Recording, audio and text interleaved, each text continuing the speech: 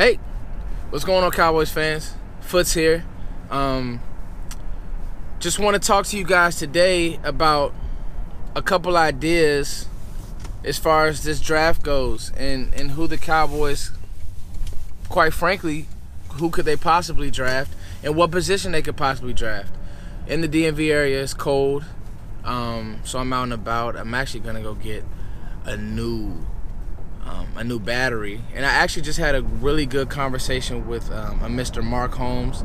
We're going to be doing some work together here in the off season, in the draft season, and just following the trend of this team with Steven, Jerry, Will McClay, and the whole front office, and trying to see what's going to happen. You know that this team isn't going to go out and spend a bunch of money on a free agent. It hasn't been the trend recently, and it probably won't be the trend for a while to come because of their cap situation. They have a couple bad contracts. The list goes on and on. You don't know what's going to happen with Dez, Terrence Williams, if you did want to draft a receiver or whatever. Obviously, just you have some contracts that you may need to get out of. And so the route, frankly, of the Cowboys and a lot of teams is the draft. Now, you're thinking about, and this is what I think that fans of football and, front offices and scouts are realizing, is that a lot of these players, especially in positions like corner, you look at the year that Marshawn Lattimore had, Tre'Davious White, even Cheeto and Jordan Lewis came in when were frankly quite pro-ready. You're looking at some of these other positions. These kids are coming into the league.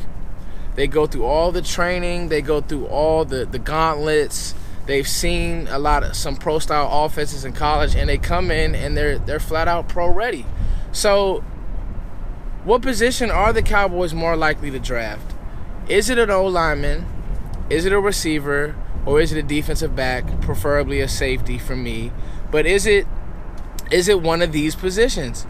Because you're thinking about, let's just break down O-lineman.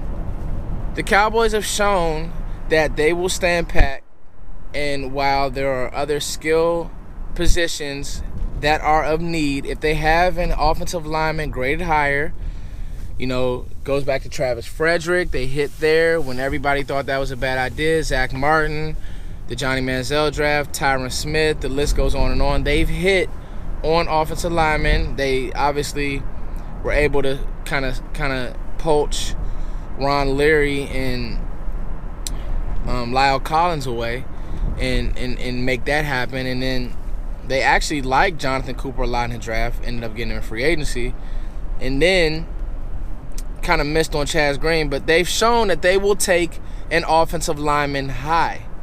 Now, receiver. Here's the one that, from a league perspective, I think that the trend this year is running backs are going to get pushed up.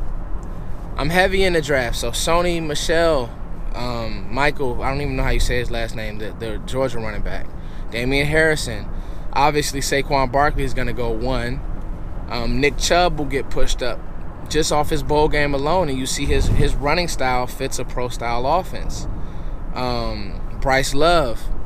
The list goes on and on at running back. These are just a few names, and I'll be, charting all sorts of these names. So if the running backs get pushed up, you look at the trend of Fournette, Zeke, Gurley. For a while the trend was running backs high, a no-no, because you can get these guys in later rounds and you won't miss a beat. And that still is true. But then you're looking at guys like Gurley, Zeke, Fournette. They're flat out coming in and they're changing the franchise year 1, year 2. Kamara, third rounder. So, and I mean, that's a later pick, but you get my point. Running backs are starting to be of value in the NFL. Look at the Jags. They have Blake Bortles playing quarterback, and they're playing well. So you want these guys to get pushed up because obviously receivers, in the way that they haven't hit, Laquan Treadwell, John Ross didn't play much this year. And again, the best receivers from last year's draft were in the 3rd round, Cooper Kupp and Juju Smith-Schuster. Corey Davis was okay. Josh Doxson last year is just a guy now, it seems like. He's going on his third year. Kevin White in years before. Some of these receivers that you're drafting high just haven't hit. And will the Cowboys say, you know, a Calvin Ridley sitting right there at 19? If he's there, will they pull the plug? Because I think he's your QB1. I think you'll have too many questions with a guy like, you know, Cortland Sutton from SMU.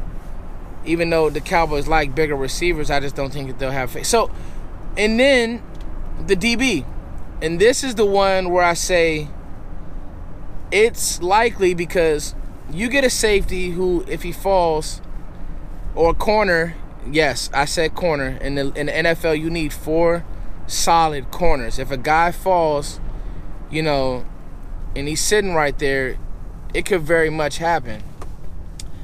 If you see, you know, a Josh Jackson who slips through the cracks, or some of these other corners who are really good players, you know, a safety, if a Derwin James for some reason falls, will the Cowboys pull the plug? Or if he gets to 15 or 13, will they pull the plug? Because you're seeing that secondary play transitioning from the college ranks to the NFL has been outstanding.